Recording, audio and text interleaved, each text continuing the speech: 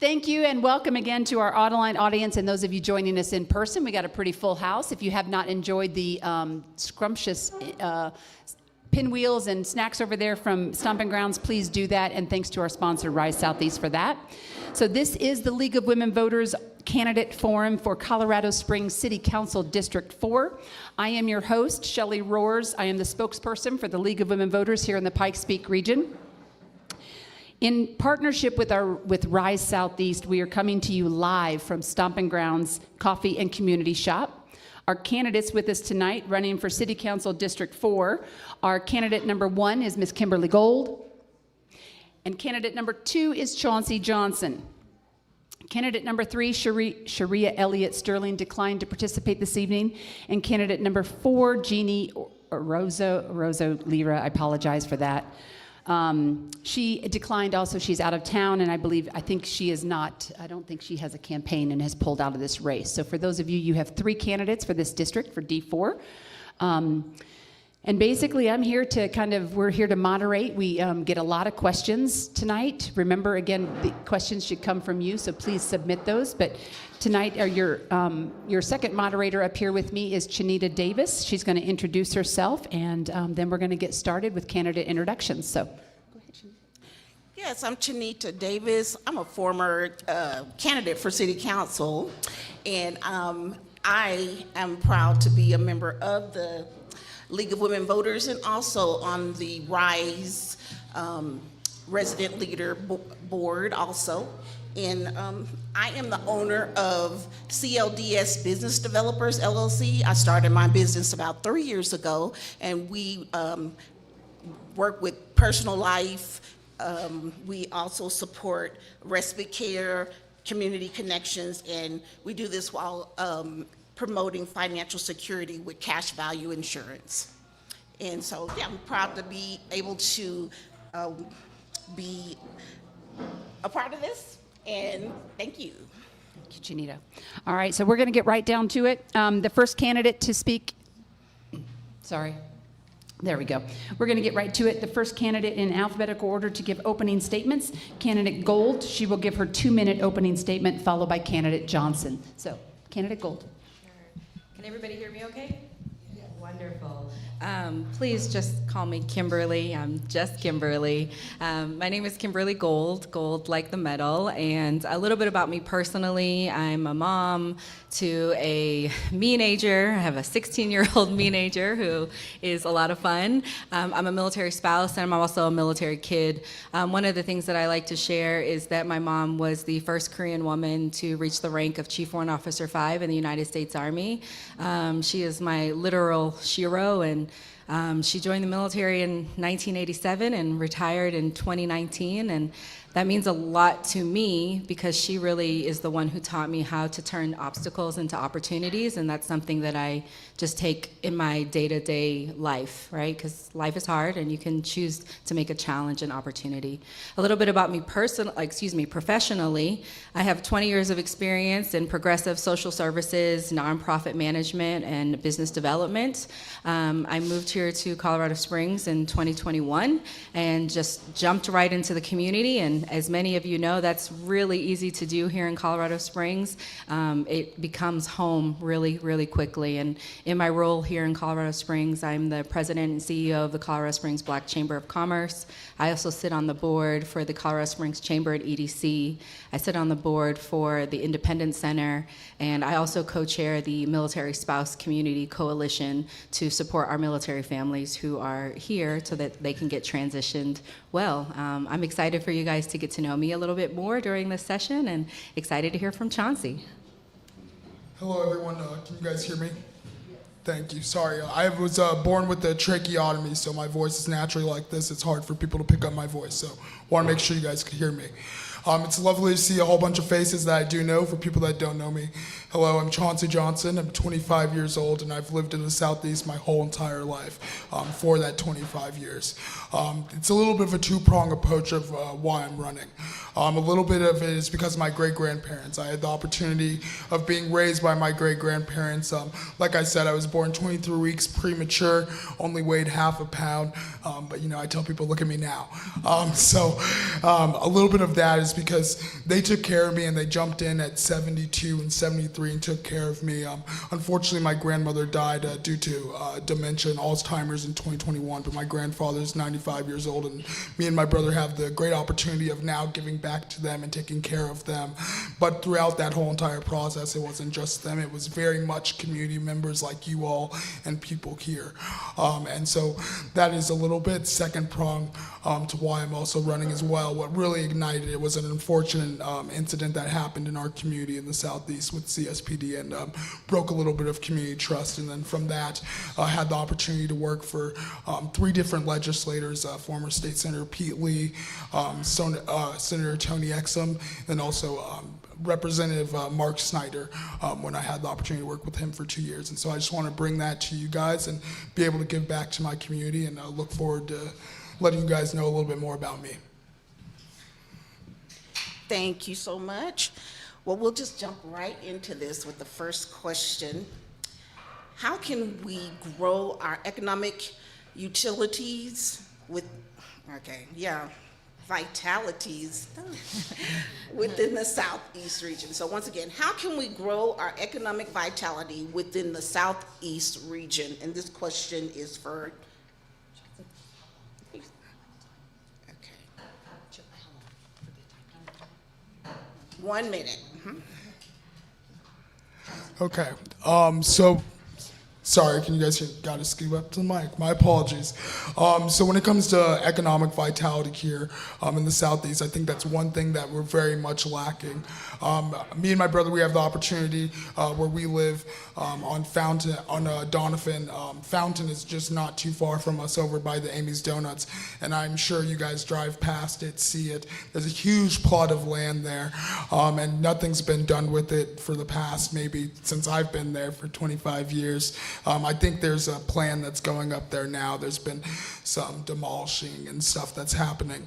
But I think that's a really huge thing that needs to come to the Southeast in the sense of bringing opportunity to us, because I think that's one thing that we're lacking. I think we see Players Point up north or something like that, or you go see the Rock Rimmon area, and we ask ourselves, why don't we have that?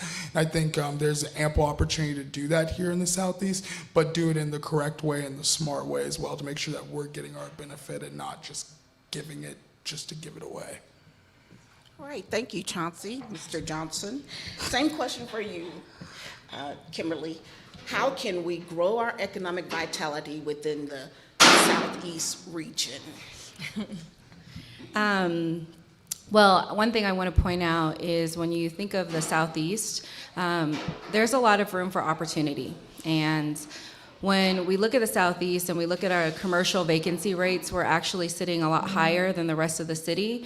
And one of the things that we're really going to need community engagement on, I know this is a really well-informed audience and knows about low voter turnout and our low participation in boards and commissions. We have to engage our community here in the Southeast. We have a lot of out-of-city and out-of-state investment in the Southeast. So we've got these shopping centers that are dilapidated, and we need to put pressure as a community for these business owners who are just sitting on precious land in the Southeast that is not being developed to actually give that property at a fair price, to folks who are actually going to invest. There have been several projects that we have not been able to launch within the Southeast because we have business owners who aren't willing to give up that property. As community members, we've got to fight the back. Thank you so much, Kimberly. I'm glad this is recorded so I can go back and It's hard to be up here and listen and manage it, so thank you for recording Studio 809. So our next question, let's see, who's first again? Kimberly, you're first this time. And beyond the election, how will you learn more about ongoing concerns of city residents and engage residents to be part of the solution? Yes, so one of the things, 1 minute, please.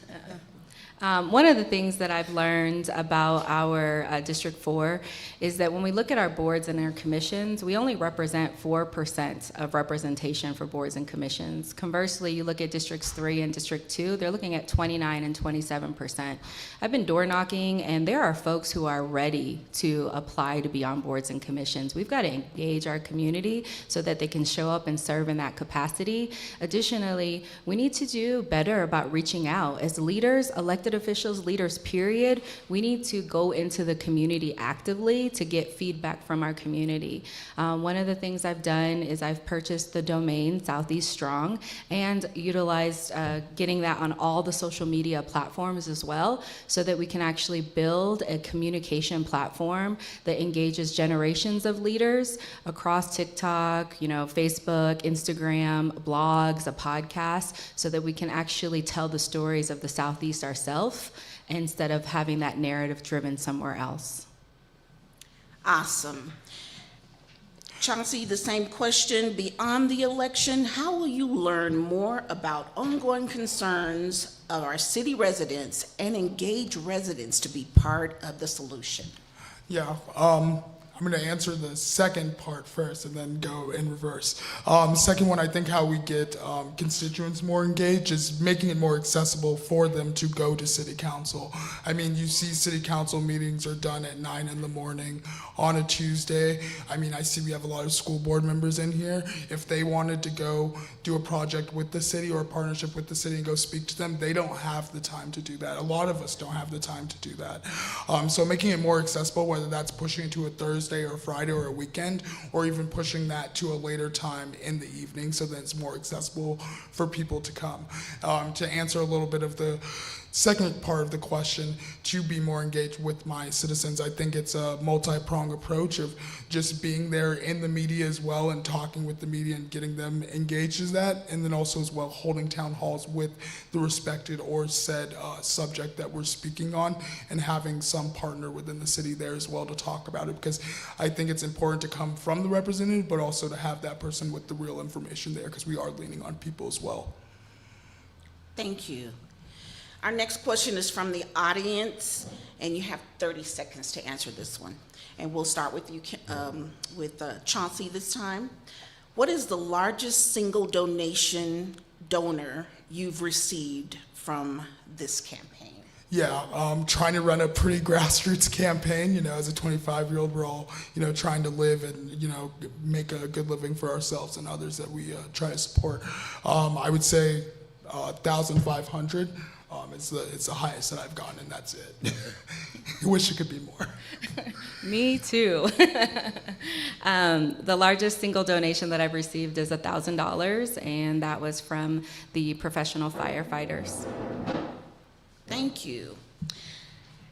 Our next question is, we'll start with you, Kimberly. In your opinion, what is the best way to address the issues associated with our unhoused residents here in Colorado Springs? Wow. So,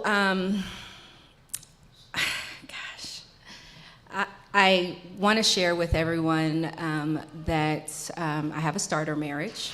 And in my starter marriage, there was a lot of trials and tribulations. And one of those trials and tribulations was that I was actually unhoused for a period of time. There's different levels of being homeless. You have hidden homelessness, which is the category that I was in. So forward presenting, I looked like everybody else. But we've got transitional homeless, we've got chronic homeless, episodic homeless, and in order to tackle homelessness, we actually have to do it one person at a time according to what their story is and what actually works for them. There is no one-size-fits-all solution, and we are really privileged to live in a city where we have so many advocates for how do we handle homelessness, and again, one person at a time, one story at a time. Thank you.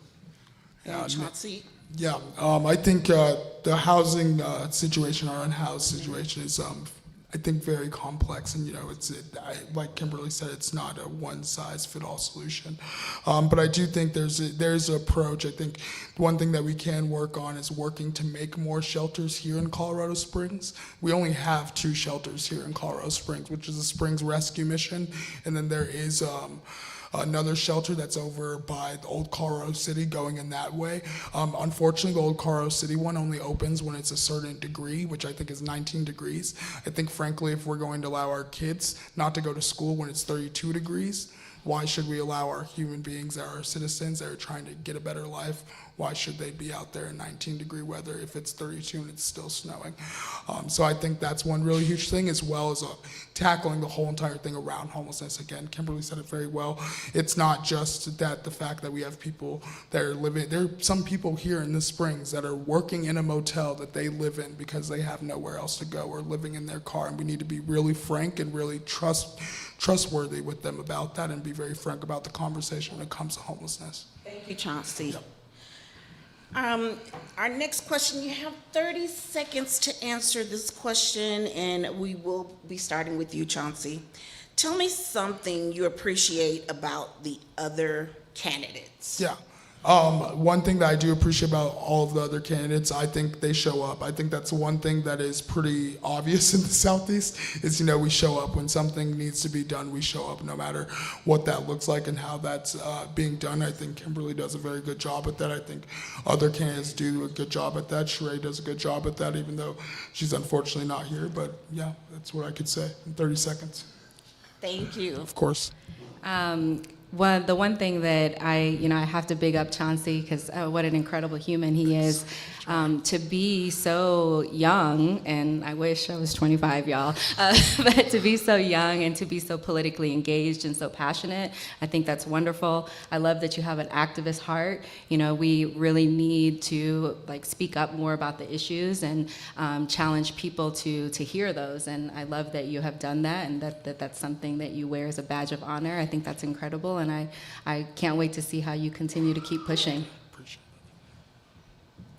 All right, moving on. Our next question from the audience is, we have a litter or trash issue in Colorado Springs. What are your thoughts or your plans for a cleaner environment? And you have 1 minute. That's a great question. I think it really depends on where you're at, right, and within the city. So when we talk about that, that's a lot of infrastructure, and where are we actually placing trash receptacles? Do we have a method to actually track that? One of the things that I find very, very interesting in Colorado Springs is that we don't have, consolidated trash. I think that everything is privatized. So if there's a way that we can collaborate with these private companies and have some type of public-private partnership, so that we can find out areas that are high litter, how do we work together so it's less of a burden on residents, but also making sure that we keep our city beautiful. Yeah, I think when it comes to our trash disposal space, that they are mostly all, like Kimberly said, privatized, but I think there's opportunity to work publicly with them. But I think there's other ways as well to keep our spaces looking green and keeping them environmentally friendly. And I think one way that we could do that is, there's currently a group right now, South Civic Center, they're called the Garbage Gang, and what they do, it's a little bit of a two-pronged approach. What they do is not only help out with some of the necessities of the homeless outreach that they do, but as well ensure in cleaning up garbage. This year they've cleaned up, last year they've cleaned up, I think, about around 20,000 pounds of garbage just in the city alone. So that's also helping. And then also, again, creating a way where we could do a job program to find ways to pay some of our unhoused folks to be the people to help clean up and make our environment more safer. It's also giving them jobs, opportunities, and just making the world a better place. So yeah. Okay. Our next question is, what are the responsibilities of a city council member to ensure that our communities have access to nutritious food? And this is a 1 minute, you have 1 minute to answer this question, and we'll start with Chauncey. Yeah, I think we have a lot of things that we could do. One thing that we don't really take advantage, well, we take advantage of it, just not in the right ways, I personally think. We have something called Home Rule Municipality Authority, which allows us to create laws and ordinances that see fit for the future of Colorado Springs. And in the sense of making it more nutritious and a better place for us to have food and not such a food desert anymore. You know, Food to Power does a very good job. I know they're not exactly in the Southeast, but they're very catty-corner to it. And they do a very good job at ensuring that the people in our district are fed and neutralized. And I think finding ways to not only partner with them to do some type of distribution service with Care and Share, but also trying to find ways to make more Food to Powers in not just Southeast, but in other places across the city would be great. Same question? Could you repeat the question, please? Sure. What are the responsibilities of a city council member to ensure that our communities have access to nutritious food? Our city councilors really need to be plugged into the city, and not just city of Colorado Springs City, like actually what's happening in the city and the resources available. We could be a great avenue for information sharing, resource sharing, and we need to make sure that we get plugged into organizations like the Southeast Food Coalition to know what's happening directly here. The Southeast Food Coalition just opened in partnership with Food to Power the first free open space food pantry. And also we've got Solid Rock Community Development Corporation. They have their food pantry they run several times a week. These are the type of resources and information that our city council members need to know so that we can present that and give that as resources to our populations, to our neighbors. Thank you. Now my next question is from our audience, and you have 1 minute to answer this question. Who are some groups or people you've been endorsed by? Who are some people or groups that you have been endorsed by? Yeah, Kimberly, you're first. That's wonderful. Thank you. We're patiently waiting for instruction over here. Appreciate it. Thank you. Some groups that I've been endorsed by would be the fire and police through their different unions, the Police Protective Association and the Professional Firefighters. And I would have to say I'm really proud of that because it's a commitment to working together on our city issues. I've also been endorsed by the Pikes Peak Association of Realtors. I've been endorsed by the illustrious Corey Williams here in the audience with the D2 School Board, and Mrs. June Waller and Mayor Yemi Mobolade. Yeah, a couple. I'm going to try to remember. Do we have time on this? Like, 1 minute. Okay, I'm going to try to remember as much as possible. Apologize to anyone that I do forget. Of course, our current councilwoman Yolanda Avila has endorsed me, which I'm very happy to have her endorsement, be able to pass the torch on with that, and also carry some of the things and do some new things, as well as Jeannie Orozco Lira, who is not running anymore, has dropped out and decided to endorse me, and I'm very thankful for that as well. Also, as well as the El Paso County Democratic Party, also the Colorado Springs Area Labor Council, and then also New Era Action Fund, which helps 18 to 34-year-olds go out and vote, not just here in Colorado Springs, but all across the state. Thank you very much. Our next question from the audience. This is a 1 minute response question. If you don't win, how will you continue to show up in the community? Yeah, I think, sorry, I had to waiting on the tech back there. I think, honestly, for me, I think, you know, if you know me and you know some of the work that I do, that's kind of a no-brainer. I think if we lose, we don't leave community. It's always been about community. I've always been a person about the people, and I think if you want to run and to represent the people, but don't win and then leave the people behind, I don't think you're ever about the people. So I think that's one thing that really holds it dear to me in that, and it will always be just ensuring that I could put my best foot forward and what I know to help not just only Kimberly if she does get on there, but whoever gets on there, and to help the community decide what is best fit for them as well, to work with that council member to get things done. If I had to describe myself, I would describe myself as a professional volunteer. I do a lot of different service to the city through different organizations, so I would continue to show up in that way. But specifically for the Southeast, as I meet our neighbors, it's very clear, the message is very clear to me. Folks do not feel like they're being listened to. Folks do not feel heard. So I would continue, elected or not, with that Southeast Strong platform, the southeaststrong.com, using blogging, podcasting, using social media so that we really have the ability to tell our stories ourselves as Southeast residents and not have other people share our stories. Oh, thank you very much, guys. So our next question is going to give you 2 minutes. You'll have 2 minutes to answer this question. Lee Tech is perceived as having no teeth due to the charter created by City Council. What is your view regarding making Lee Tech more effective in our community? The last person that went first. Go ahead, Chauncey. Thank you very much. No, I think one, it's very important to say, to full disclosure, I know exactly why the LATAC team was trying to be created after, again, like I said, after the death of Devon Bailey, unfortunately. And not just him, but I think we were seeing it across the country. We had Elijah McClain that happened up in Denver. So it was a very pressing issue. But I think ultimately what we wanted out of this, I think what community wanted out of this when they were marching and when they were asking for what they would like, was an independent auditor so that someone could look over what the police department is doing rather than the police department investigating themselves or the sheriff's department investigating themselves. And I think there's opportunity for more teeth. One thing, I know it's very bold and ambitious, but this comes from my policy wonk mind. We have a lot of we have a lot of judges and also former attorneys that work here in Colorado Springs.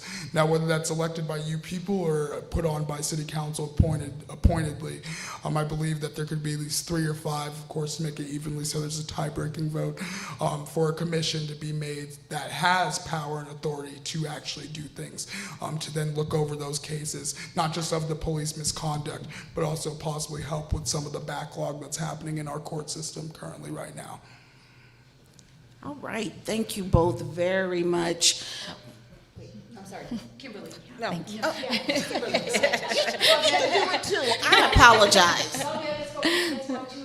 Yep. Keep us in check, but go ahead, Ms. Kimberly. Yes, thank you. So LETAC is one of nearly 40 boards, commissions, committees that we have within the city, right? And LETAC doesn't have teeth, and none of our boards, commissions, and committees have teeth. They are all advisory committees, so I want to make that distinction very clear.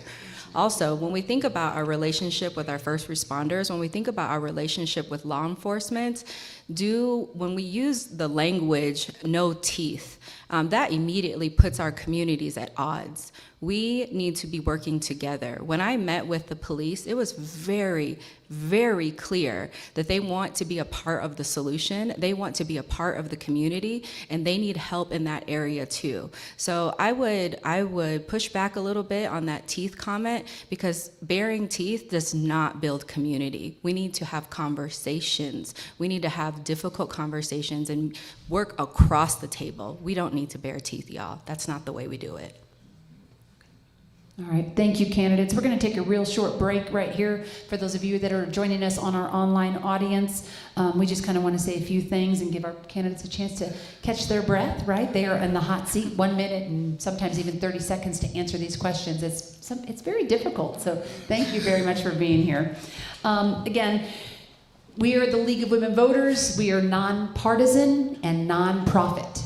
I know that sometimes you think, well, what do you do then? Our mission is to empower voters and defend democracy. We give you the information. What you do with it is up to you. In a year like this, in an odd-numbered year, it's a busy year for the League, right? This is we got double elections, right? So for us, it's very difficult. We thank you to our sponsors, our sponsor, Rise Southeast, and Studio 809 Podcasts, and of course for Stompin Grounds for giving us that food. We appreciate you, Ms. Jules. And the elected officials with us tonight, I believe we have Mr. Corey Williams here, your D2 school board member, as well as Ms. JJ Frazier. I know I saw you in here, yes? There we go, Mr. AJ. Any other elected officials I missed coming in the room? Oh my goodness, look at that.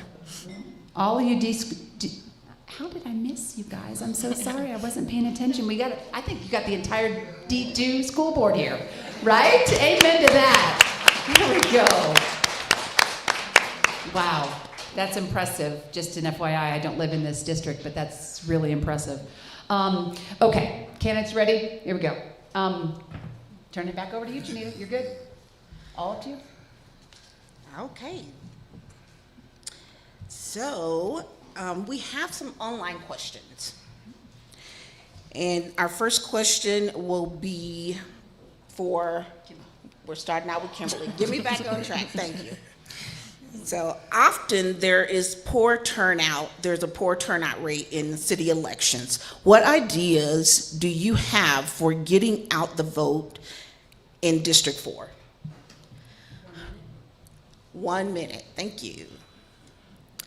Our elected official, whomever it may be, needs to really make it a priority to connect with the community. Again, in door knocking, folks don't feel heard, so we need to absolutely make it a priority. We have 50,000 registered voters in District 4, and in the last election for D4, we had 6,000 people show up.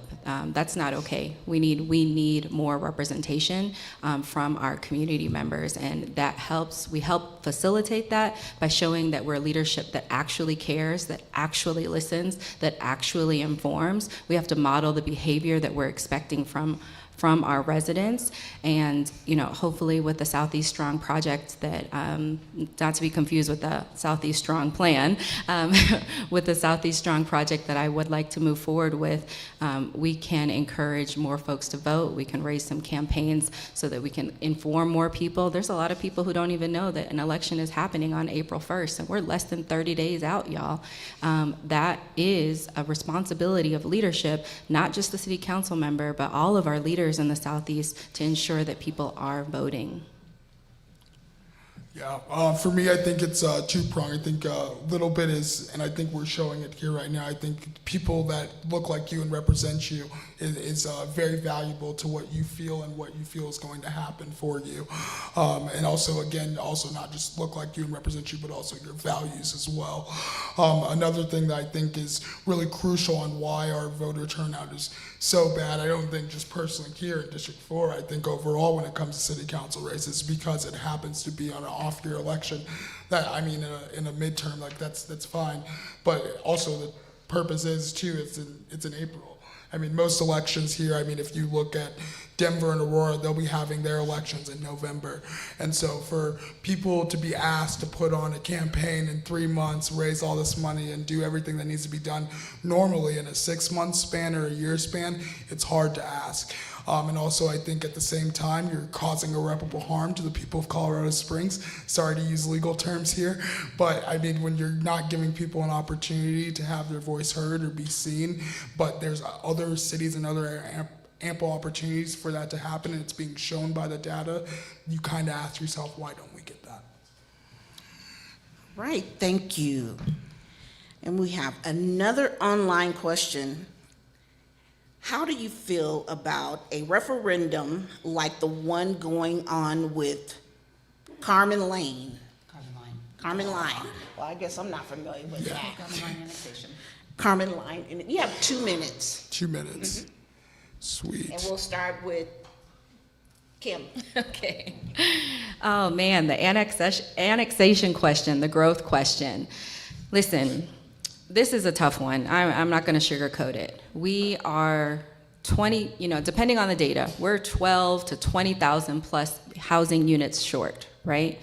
There is a balance between figuring out a way to grow our city and giving people housing.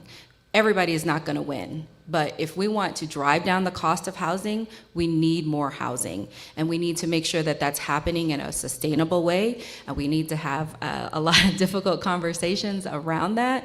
But what I struggle with, if I'm very honest with you, is we are all very cognizant that housing is essential. We need it. And we need it in the Southeast. We need it through infill. And we have this other challenge of We have folks who are saying, not in my backyard, who are saying we are anti-growth. Well, we have to ask ourselves, what do we want? Do we want a quality of life for our residents in homes that they can afford, and homes that are attainable to them? Or do we want to say no to all projects that are coming across the line?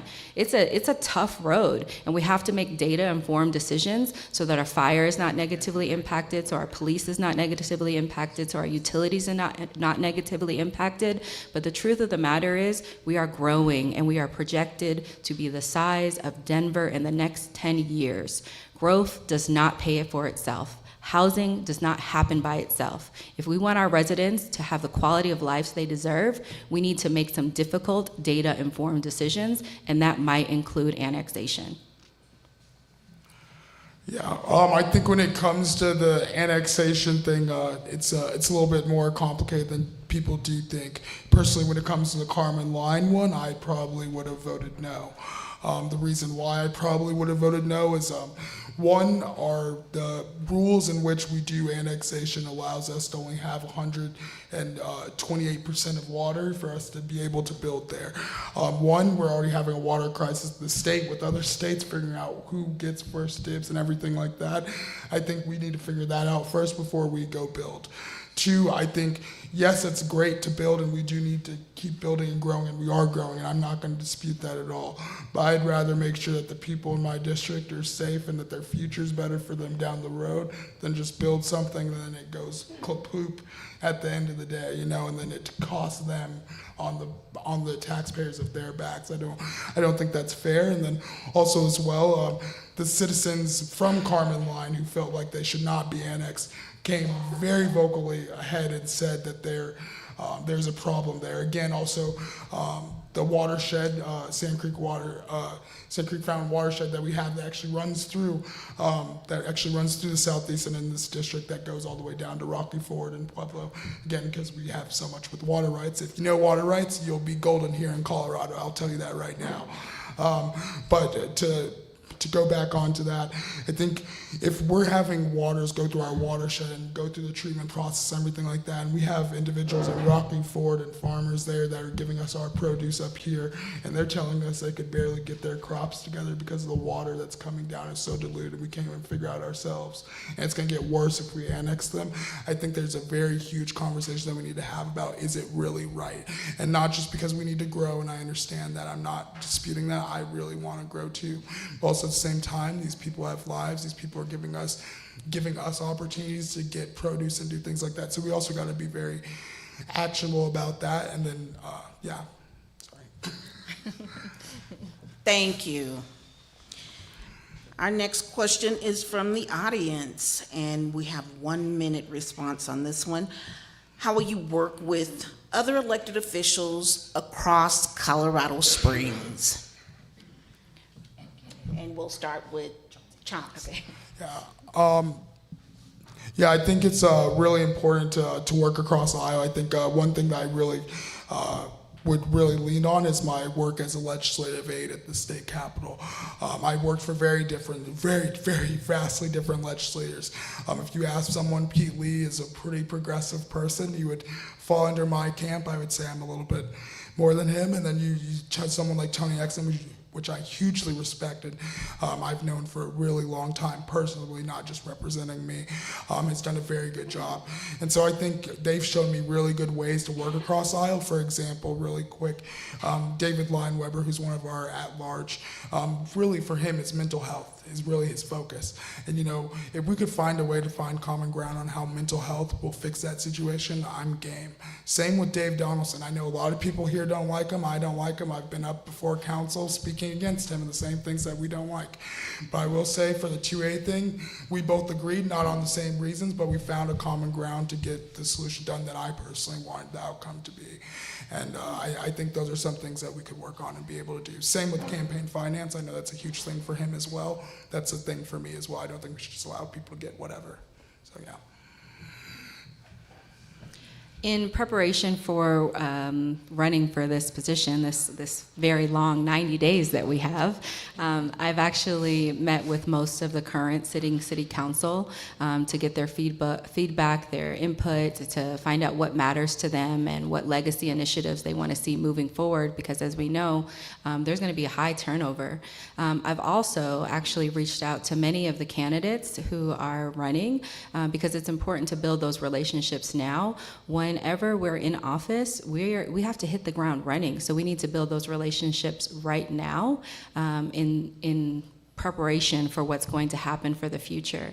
In addition to meeting the current candidates, I've actually also reached out to former city councilors, and people have different capacities, so I'm not going to do any name dropping, but I've reached out to different folks all across different political spectrums because I wanted to know what was their experience when they were sitting on city council, what mattered to them, what did they wish they could have gotten done, and how do they see the city moving forward. I think it's really important to get a blend of historical knowledge and new innovation to work with our officials. Thank you. Our next question is we're going to start with you, Kim, and it's 1 minute. You have 1 minute to respond. What are the top needs of our city as you see it? Infrastructure. We need better infrastructure. I'm going to speak specifically for the Southeast. We need better infrastructure.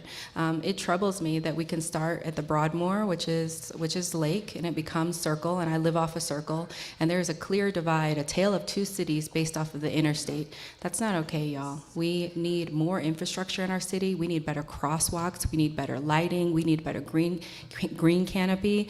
We need to focus on infrastructure because this is all connected to our quality of life, and this is something that City Council, the City of Colorado Springs, has purview over. For me, I think not just the city, but I think also here in the Southeast as well, because I think truly if the Southeast is a part of the city, then we don't have a whole entire city. I mean, it's as Colorado Springs, we're missing a little part. But I would say, for me personally, public safety is really huge, huge context for me, not just about some of my experiences, but also we're standing in a facility right here, right now, that was unfortunately vandalized, and it's unfortunate. And so we need to actually make sure that we're taking the precautions so things like that don't happen, but also giving the whole context and giving whoever did it or whatever happened, giving those people the resources so that they don't have things, so much time to go out here and do vigilante things or just do things that doesn't look good. And then also at the same time, I think transportation is really good. Our Councilwoman Yolanda Avila has done a very good job at trying to champion that. I think there's opportunity to improve and innovate with that. As well as housing, we have a lot of great housing. We have a lot of great affordable housing here. But I think, again, whole entire context, we really need to talk about what affordable housing looks like. If you have 300 units and only 70 of them are at the AMI, that's not really affordable housing. Don't give people that stuff. I know people in the Southeast, they don't like BS, so don't give them that. So just keep it at that. Very good. Our next question, we have, this is a 2 minute response. You have 2 minutes for this one. It's kind of long. You're ready. City council members serve as the board of Colorado Springs Utilities. They serve on the board. What are your thoughts of having a publicly elected board versus an appointed board for utilities? You said we're starting with me? Yes. Okay. 2 minutes. You know, when I made this decision to run for city council, the Colorado Springs Utilities Board weighed very heavily on me. That is a multi-billion-dollar nonprofit company, and it does not matter how much research I do, I am not going to be an energy expert, nor is most folks who are going to run for office. So it was important to me that I find out how do we best function as elected officials who are on CSU's board? And what was, the way that I was educated was this. The functionality of having our elected official as sitting on that board is to be a direct plug to the constituents. They have enough energy experts. What they need is connection to the community on how utilities impacts the community. Because those board experts, those subject matter experts they don't have that experience of living in that neighborhood or living in that district. And they want somebody who's going to champion in a way that we can all work together. And that is the value of having an elected official who is going to represent the people to also sit on the utilities board. I would agree a little bit with Kim there. It's $1 billion budget. I think if you're asking anyone to come into a 4-year position, especially one that turns every 4 years, and asking them to understand a huge $1 billion budget like that, I think you should give them some grace. But also at the same time, I'm really not in favor of city council sitting on utilities. And our city charter, it specifically mandates that it's the city's job to write ordinances and do things that see fit and write laws that see fit for the future of Colorado Springs. I think having that job as a full-time city council person, as much as they don't get paid fairly enough, it's a full-time job, and then also having to carry the weight of a full-time job of utilities plus that budget. I think you're asking very much of someone and asking so much of them that they take away from one part of their job. And when you're giving someone half service, you're not giving them adequate service. And so I think that's what we need to really work on and look at doing. And so whether that looks like keeping how it looks now, but allowing city council to step back. And I think there's, like Kim said, there is opportunity for them to be there. I think actually it's the responsibility as an elected official for you to be up there for your city and stomp for them as much as possible. So I could just answer it like that. Thank you. I really appreciate the both of you speaking from the heart. Our next question is a 1 minute. You have 1 minute to answer. Federal directives have recently demanded an end to diversity and equity programs. What are your views of the role of diversity and equity efforts in city government? Starting with Kim. Wait a minute. Check. Go ahead, Chauncey, please. Yeah, I think it's really unfortunate right now what we're seeing from this federal administration, frankly. And I think if you don't have someone in your local office or your state office step for you, there's going to be some very unfortunate things that are going to happen to you, and it's very sad. I think one thing that we could really do, and one thing that I particularly think is really funny is, we talk a lot about like identity politics and using race and everything like that in politics and talking about it in everyday life. And I think sometimes we seem to forget that I don't think anyone here is really worried about the fact of someone's color of their skin on what they're going to be able to do. I think they're worried about what their heart looks like. Are their values aligned with that person? Are they going to do the best job for me? And I think if we're looking at that, I don't think that should really matter. But I think what's happening right now with DEI is extremely, extremely terrible, and the fact that we aren't real with ourselves as well. We can't, like Shelley said it very well, we don't know what we don't know, but when we do know, it's what we do about it. And if we've known for this whole entire history of America that there's been people that have been disadvantaged and took a disadvantage of multiple times over and over and over, and then they don't get the opportunity, but then they get the opportunity because of something like DEI or something, or some type of program. Sorry, we're going to have to interrupt you, Chauncey. I'm sorry. Got your stop sign. Thank you. Kimberly, you're up. Sure. Let's talk about the history of Colorado Springs for a second. General Palmer believed that slavery was so egregious that he left his religion and was disowned by his family so that he could fight for our black population. And then let's fast forward. We have Fannie Mae Duncan who coined the phrase, everyone's welcome, right? That spirit is alive and well here in Colorado Springs. We might have very small populations of minority communities, but the spirit of everyone is welcome and supporting it is strong. We have the LPMARs, Elevating Leadership Development, Black Advisory Council, Asian Advisory Council, etc. We have so many identity-based chambers, whether it's the Black Chamber, the Filipino Chamber, the Women's Chamber. We have the Colorado Springs Chamber pushing forward initiatives with the Multicultural Chamber Access Program. I have a lot to say, so I'm trying to say it really fast. But I just really want to drive home, these things might be happening federally, but we locally, there is so much happening to ensure that the voices of the marginalized, and let's be clear, DEI also includes accessibility. It's happening still here in Colorado Springs. Thank you so much. Our next question, you have 1 minute to respond, and it is, COS owns and leases Memorial Hospital and Memorial North. Will you support Colorado Springs building a hospital in the southeast part of town? Starting with Kimberly. 1 minute. This is personal to me, y'all. In December, my husband had a stroke. He is recovering really well because of quick response time, because he was able to get to Memorial very quickly. He could have gotten to a hospital in the southeast a lot quicker. We need better healthcare facilities in the southeast, period. That's it. Yeah, no, I would definitely agree. And you know, as someone that not only was born premature but also lives with their great grandparents and helps take care of them. We were actually just at his doctor's appointment today, and you know, he had to pay a whole entire copay. You know, and so those are things that we're looking at. And so I think when it comes to having a hospital here in the southeast, I think it's very paramount that we have one. But I don't think we just stop at asking for one. I think we ask for maybe 2 or 3. I mean, at this point, if you go up north and you look up north, they already have one that they've just built. We had to go up there actually for my grandfather's appointment today. It would have been very nice if we could have went to the southeast and got one, not only just maybe where we're at, but also maybe one a little bit out further southeast, maybe by Schriever Air Force Base. So not only does our civilian population, they have somewhere to go that's close to the base, that's also not as far for them as well. So really thinking not just in one spot of the southeast, but regionally in the southeast, because I think that's very important, especially around response times and things like that. All right, we have one, is this one last one here? Okay.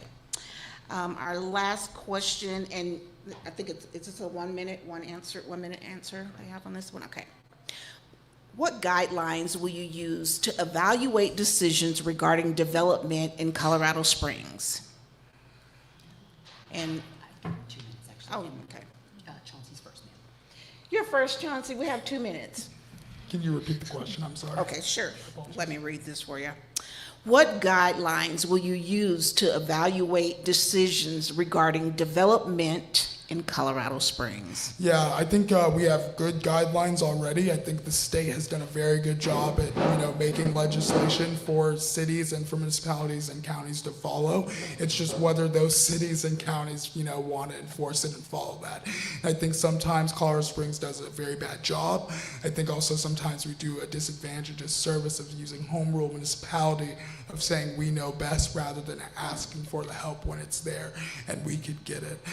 So I think that's really one thing. Another thing that I would really love to work with developers is sort of do like how they do with collective bargaining agreements with unions, but with community members, not just for future, but already existing properties. Because we know in the Southeast, you could be living somewhere for 5 years and then boom, it's gone from you, and then now it's a whole new development.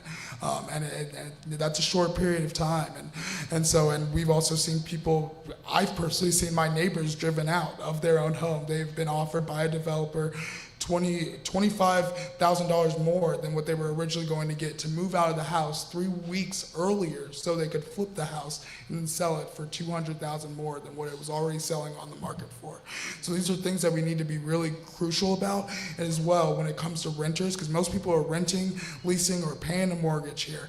And so I think it's very, very important that we have regulations and guidelines to ensure that people have the necessities, to ensure that they have the rights that they know and need when they are going, either that's eviction or anything like that, or messing with any type of proprietor that's messing with the development or their property.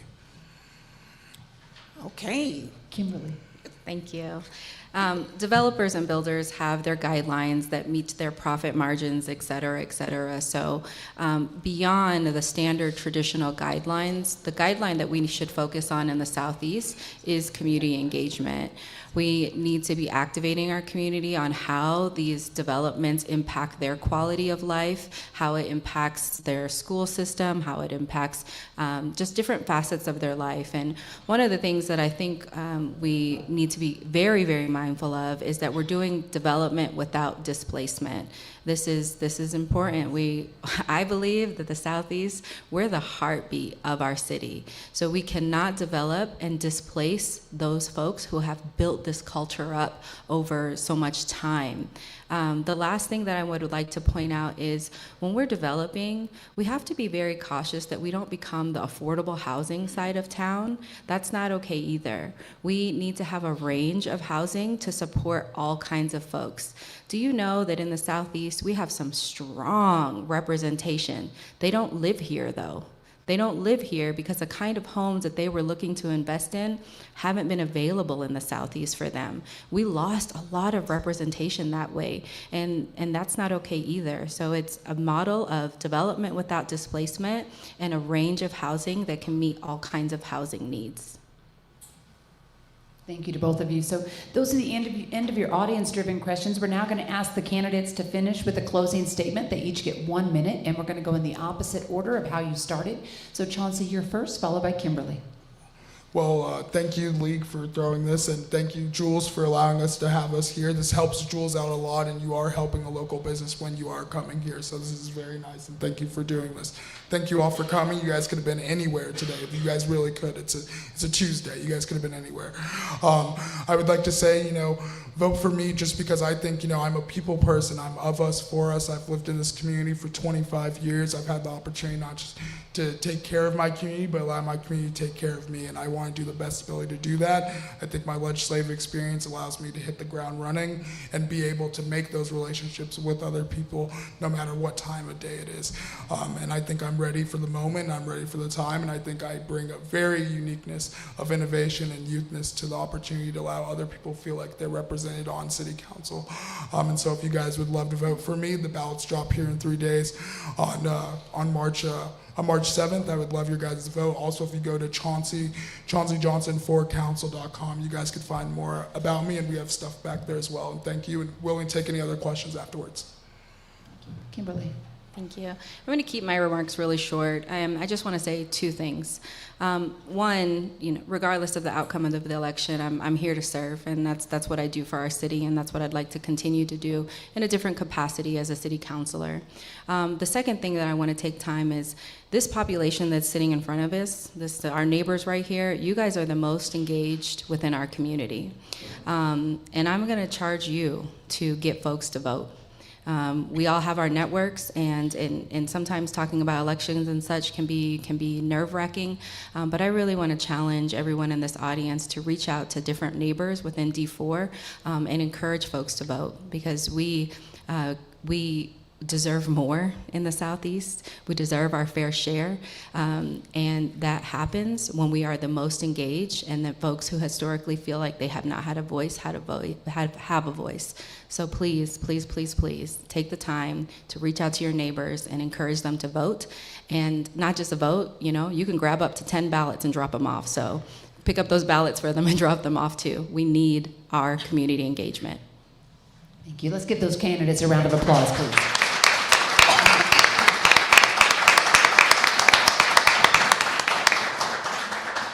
Well, that wraps up your live and virtual forum for Colorado Springs City Council District 4. We thank you for joining us this evening, and as you heard, you are the most active and engaged citizens, so we so appreciate you being here. Recordings are available on the League's website at lwvppr.org or on our YouTube channel under Live, and on the League's Making Democracy Work podcast. Thank you again, candidates, for being here. We're going to take a quick picture before you go out. If you did not, I know we got a lot of questions, but if your question did not get answered, please ask it directly to your candidates. That's what they're here for. We love that you're here. Thank you so much. Thank you again for being here. We're out. Perfect.